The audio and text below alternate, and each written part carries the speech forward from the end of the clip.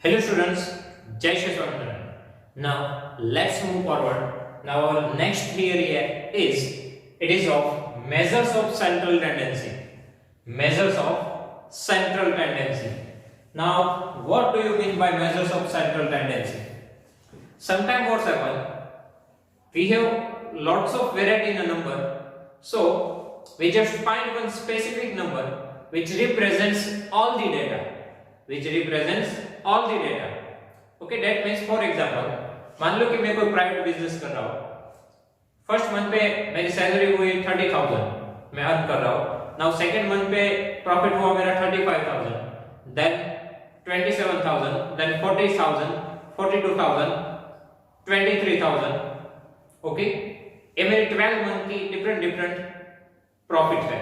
Okay, मैं private business कर रहा हूँ तो ऑब्वियसली हर मंथ पे मेरा प्रॉफिट को जो है वो चेंज होता रहेगा थोड़ा बहुत. ओके, कोई एक महीने में मैं ज्यादा कमाऊंगा तो हो सकता है कि कुछ महीने में कम भी अर्न करूं. मींस क्या होगा क्या, यदि मैं प्राइवेट बिजनेस कर रहा हूं तो मेरी 12 मंथ की जो सैलरी है वो डिफरेंट होगी. अब मुझे कोई और पर्सन आ रहा है और पूछ रहा है कि भाई तू पर मंथ कितना कमा रहा है, तेरी सैलरी क्या है, तो मैं उसको क्या आंसर दूंगा? मैं उनको ये तो नहीं बताऊंगा कि पहले मंथ पे इतनी, दूसरे मंथ पे इतनी, तीसरे मंथ पे इतनी. अल्टरनेटली हम क्या आंसर देते हैं, उनको एक एवरेज आंसर देते हैं कि 35,000 मेरी एवरेज सैलरी है. बराबर है. तो सभी मंथ की मेरी सैलरी डिफरेंट थी. जरूर नहीं कि 35,000 थी सभी मंथ में. सभी मंथ की डिफरेंट सैलरी थी, बट मैंने आंसर क्या दिया 35,000, क्योंकि मेरी एवरेज क्या आ रही है 35,000. तो जो मैंने सैलरी उनको बताई 35,000 और मेरी ऑल 12 मंथ की जो सैलरी है वो रिप्रेजेंट कर रहा है. 12 मंथ की मेरी सैलरी डिफरेंट थी. इन सभी नंबर्स को एक सिंगल डिजिट रिप्रेजेंट कर रहा है, वो 35,000. उनको बोला जाता है सेंट्रल टेंडेंसी.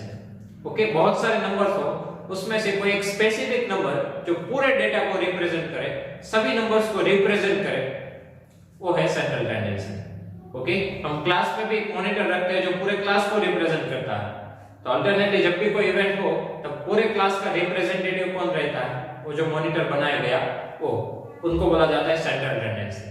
कि एक ही नंबर सब बाकी सभी नंबर्स को रिप्रेजेंट करेगा, वो है central tendency. Now in standard 10 we learn about three measures of central tendency: mean, median and mode. Mean, median and mode. And first of all, mean. Okay, in exercise 14.1 we just find out the mean from continuous frequency distribution. Okay, you already learned some types of data in previous theory. Okay, ungrouped data, after that in group data, discontinuous frequency distribution and continuous frequency distribution. And in continuous frequency distribution again two types: exclusive and inclusive. So here in standard 10 we just find out mean, median, mode from continuous frequency distribution. Okay, here all the questions are of continuous frequency distribution. We need to find mean, median and mode. And in exercise 14.1 we need to find the mean. So first of all, mean. Mean means what? Average. Okay, whenever we run the bike, on that time we just see that average speed of our bike. Okay, so that average is called mean. Mean means average. Okay, in the result, in our final result, whatever result we get, that is average of all the subject.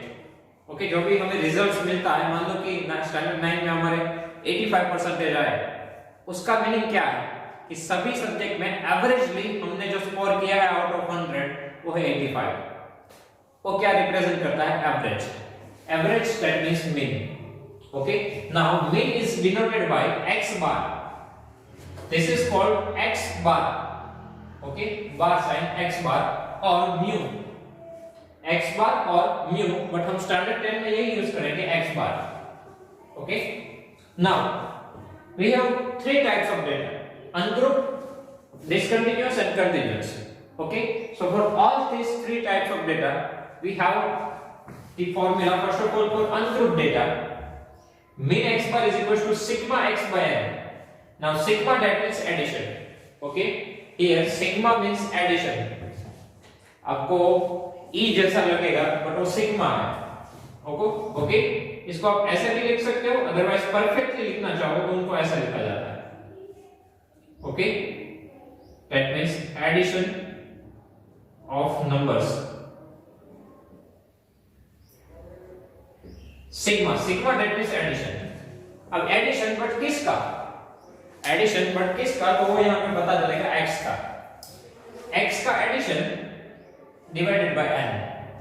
Now sigma x means what? Sigma x that means sum of all the observation. Sigma x that means sum of all the observations, and n represents total number of observation. Now ungrouped data that we already learned in previous theory, random numbers are given to us. So for finding out mean, what we need to do? We just need to find sum of all the numbers. Sum of all the numbers, that is called sigma x, and divided by total number of observation. इस total कितने numbers हैं? Okay, मान लो कि मैं 10 numbers दिए हो, so हमारा n आएगा 10। अब वो 10 जो भी numbers है उन सब का हमें क्या करना होगा? Addition, that is called sigma x. So mean x bar is equal to sigma x by n.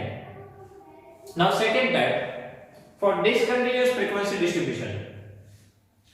Now in discontinuous frequency distribution, x is given to us and frequency is given to us.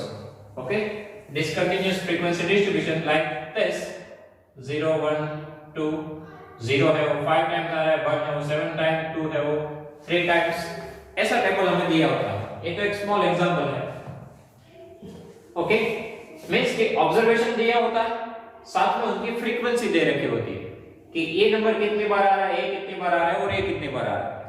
Okay, so discontinuous frequency distribution that ऐसा हमें दिया हुआ question.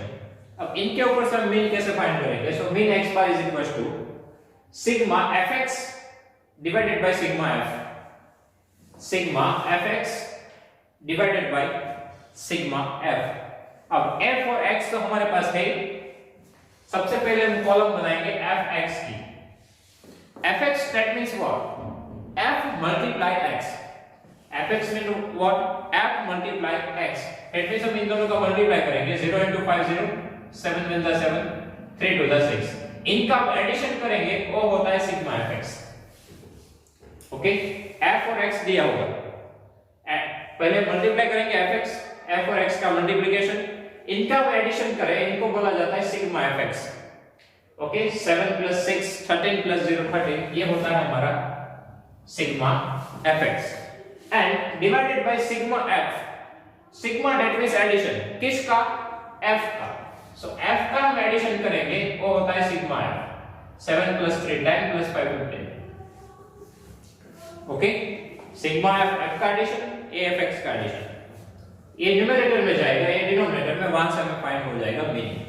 Okay, so in discontinuous frequency distribution, in this way we can find the mean. Sometimes क्या होता है कि numbers बहुत बड़े होते हैं x के, यहाँ पे तो मैंने इजी लिए थे 0 1 2। समटाइम्स बहुत बड़े नंबर होते हैं 4 या 5 डिजिट में, तब प्रॉब्लम क्या आती है? मल्टीप्लिकेशन में, क्योंकि fx में हमें क्या करना होता है? मल्टीप्लिकेशन। तो मल्टीप्लिकेशन की प्रोसेस लंबी हो जाती है। ओके, ऐसे केसेस में क्या किया जाता है कि सेकंड मेथड यूज की जाती है। यहाँ पे एज्यूम मीन लिया जाता है कि कोई एक नंबर को एज्यूम किया जाता है, और वो जो एज्यूम किया जाता है वो x में से किया जाता है। एज्यूम किया जाता है वो किस में से किया जाता है? x में से। फिर एक कॉलम बनाई जाती है, यहाँ पे fx नहीं आता है, फिर यहाँ पे हमें क्या करना होता है? पहले d फाइंड करना पड़ता है, x - a। मींस कि x के जितने भी नंबर्स है उसमें से हम a की वैल्यू माइनस करेंगे। x के जितने भी नंबर्स है उसमें से हम a की वैल्यू माइनस करेंगे। दैट मींस हियर 0 - 1 -1, यहाँ पे 1 है, उसमें से भी a माइनस करेंगे। a हमारा फिक्स हो गया 1, इन सब में से हमें क्या माइनस करना है? 1। 0 - 1 -1, 1 - 1 0, 2 - 1 1। ये हमारी कॉलम बनी d की। अब यहाँ पे हमें चाहिए सिग्मा fd, सो f और d का मल्टीप्लाई करेंगे। 5 1 5 प्लस माइनस माइनस, 7 into 0 0, 3 1 3। इनका हम एडिशन करें, वो होगा सिग्मा fd। ओके, अब ए वो तो हमने एज्यूम किया होगा, और सेकंड थिंग ए की वैल्यू हम अपने हिसाब से कोई भी ले सकते हैं, वो हमारी चॉइस पे डिपेंड करेगा। कोई भी वैल्यू ले, आंसर सेम ही आएगा, बट हम ट्राई करेंगे कि सेंट्रल वैल्यू ली जाए। यहां पे आएगा ए प्लस सिग्मा एफ डी को हम इस वे से फाइंड करेंगे, divided by sigma F, F तो यहां पे है उनका एडिशन। ओके, इस मेथड का यूज करना हो तो सबसे पहले डी फाइंड करो, फिर एफ डी। ओके, ये है डिसकंटीन्यूअस फ्रीक्वेंसी डिस्ट्रीब्यूशन। ये दोनों हम प्रीवियसली अप टू स्टैंडर्ड 9 में सीख चुके हैं।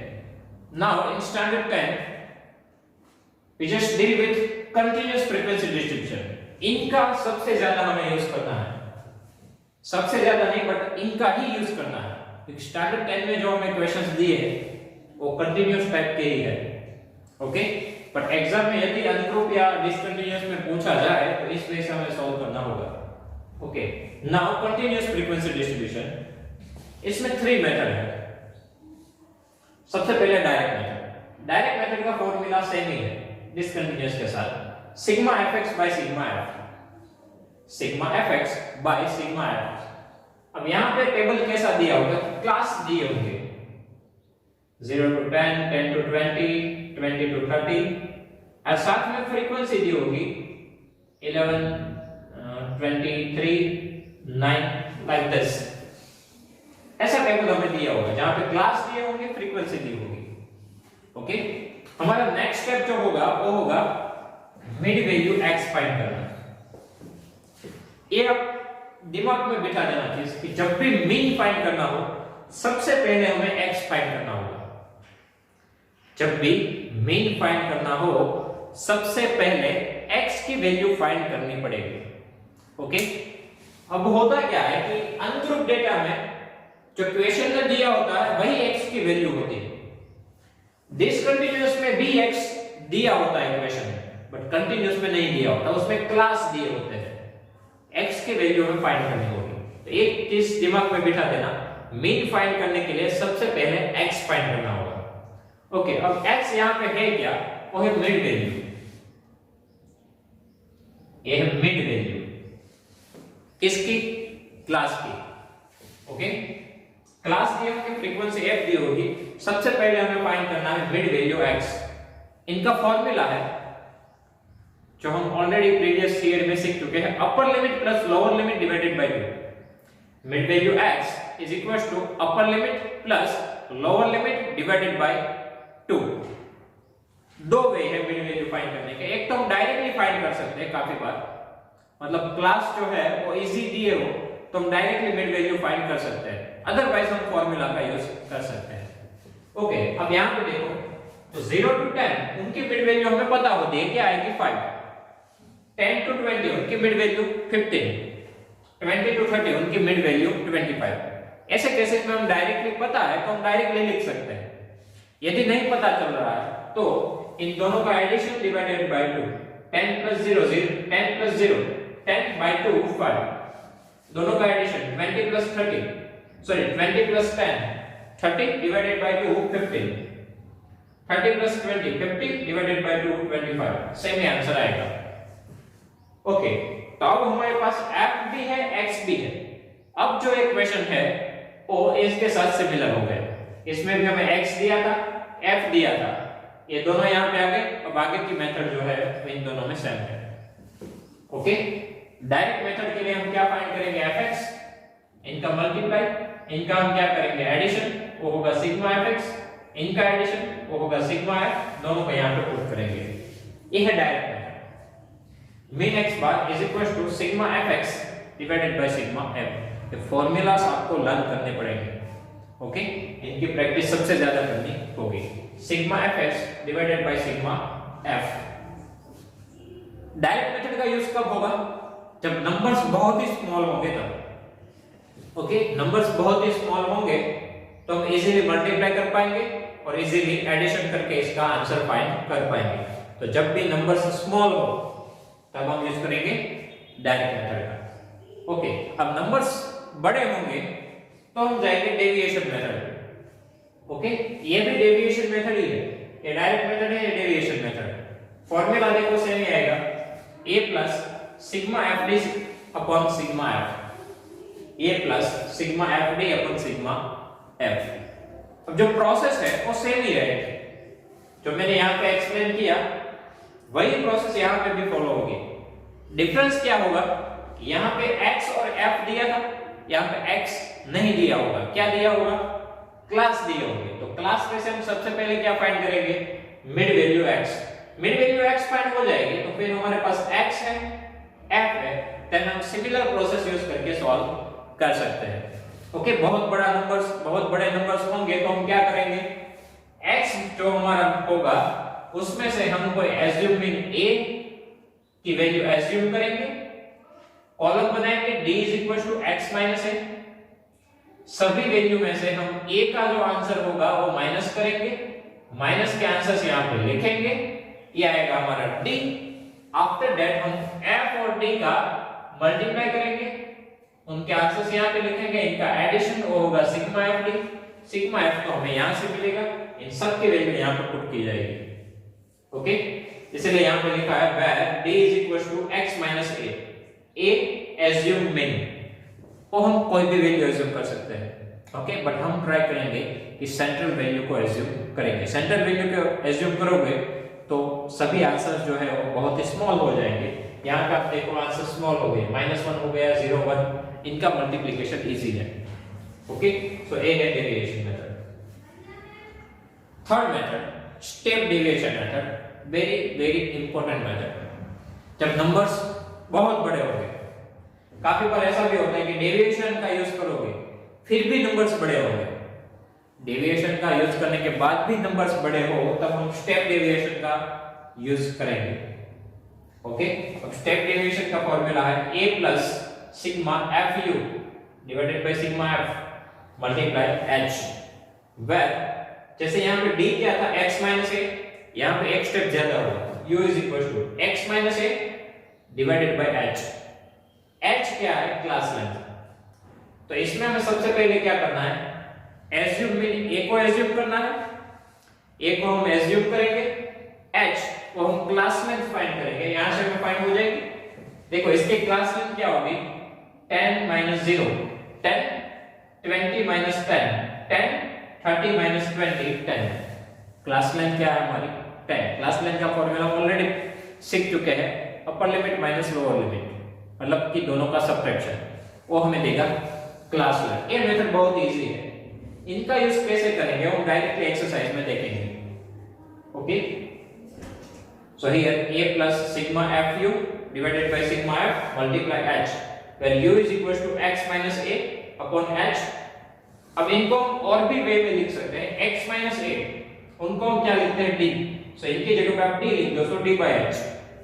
h क्या है, क्लास लेंथ। इस मेथड की एक कंडीशन है, सॉरी दो कंडीशन है, इनका यूज कब करना है, सभी क्लास में क्लास लेंथ सेम हो तब। Class length of all the classes should be same. Class length of all the class should be same. सभी क्लास की क्लास लेंथ सेम होनी चाहिए, ये हमें पहले ही चेक कर लेना है। ये मेथड बहुत ही इजी है, स्टेप डेविएशन, और ज्यादातर इनका यूज ही होता है, बट पहले हमें चेक करना होगा कि सभी क्लास की क्लास लेंथ सेम है या नहीं। यदि क्लास लेंथ सेम है तो हम इस मेथड का यूज करेंगे, यदि क्लास लेंथ सेम नहीं है तो हम इस मेथड पे नहीं जाएंगे। तो हम इन दोनों में से कोई एक मेथड का यूज करके सॉल्व कर देंगे। ओके, क्लास लेंथ सेम होगी तो इस मेथड पे जाएंगे, अदरवाइज इन दोनों में से कोई एक का यूज करेंगे। सेकंड कंडीशन, फ्रीक्वेंसी डिस्ट्रीब्यूशन है वो एक्सक्लूसिव टाइप होना चाहिए। फ्रीक्वेंसी डिस्ट्रीब्यूशन एक्सक्लूसिव टाइप होना चाहिए। अब इसमें हम क्या करेंगे, यदि हमें कोई भी टेबल इंक्लूसिव टाइप मिला तो हम सबसे पहला काम यही करेंगे, उनको एक्सक्लूसिव में कन्वर्ट कर देंगे। ओके, ऐसे क्वेश्चंस बहुत ही कम होंगे। यदि कोई क्वेश्चन में ऐसा हुआ कि इंक्लूसिव टाइप टेबल दिया हो तो हम सबसे पहले उनको एक्सक्लूसिव में कन्वर्ट करेंगे। कन्वर्ट कैसे करना है वो हमने प्रीवियसली वीडियो में देखा, कौन सा फॉर्मूला अप्लाई करेंगे वो, और उनकी मेथड्स भी हम एक्सरसाइज में डायरेक्ट सीखेंगे कि कैसे कन्वर्ट करेंगे इंक्लूसिव को एक्सक्लूसिव में। तो सबसे पहले हम क्या करेंगे, एक्सक्लूसिव में कन्वर्ट करेंगे। एक्सक्लूसिव में कन्वर्ट हो जाएगा फिर हम ये मेथड अप्लाई कर सकते हैं। ओके, फिर हम स्टेप डेविएशन यूज कर सकते हैं। सो बेसिक्स क्या है, बहुत ही स्मॉल नंबर हो तो ये मेथड इजी रहती, थोड़े से बड़े नंबर हो तो ए, बहुत बड़े हो तो नीचे वाले। ओके, इनका यूज में एक ध्यान रखते हैं कि क्लास लेंथ सबकी सेम होनी चाहिए। सेम होगी तो हम इस मेथड का यूज करेंगे, अदरवाइज इन दोनों में से कोई एक। ओके, सो स्टूडेंट्स यहाँ पे बहुत इंपॉर्टेंट जो भी है वो है कि इस थियरी को आपको, ये जो भी फॉर्मूला है आपको लर्न करने पड़ेंगे। इनकी प्रैक्टिस जितनी ज्यादा करोगे उतने ये फॉर्मूला याद रहेंगे और उतना ही अच्छे से आप इसका यूज कर पाओगे। देखो डायरेक्ट मेथड में क्या है, x पे खत्म हो जाता है तो fx इसमें हम d फाइंड करते हैं तो fd, इसमें हम u फाइंड करते हैं तो fu, बराबर है। x पे खत्म कर रहे हैं तो fx, d फाइंड करेंगे तो fd, u फाइंड करेंगे तो fu। सेकंड थिंग, d पे क्या किया, a को माइनस किया, फॉर्मूला में a को प्लस करेंगे। इसमें देखो a को माइनस किया, a को प्लस किया, इसको डिवाइड किया, यहां पे मल्टीप्लाई करो, मींस के इक्वल करो। माइनस किया हो तो प्लस, माइनस किया तो प्लस, डिवाइड किया है तो मल्टीप्लाई।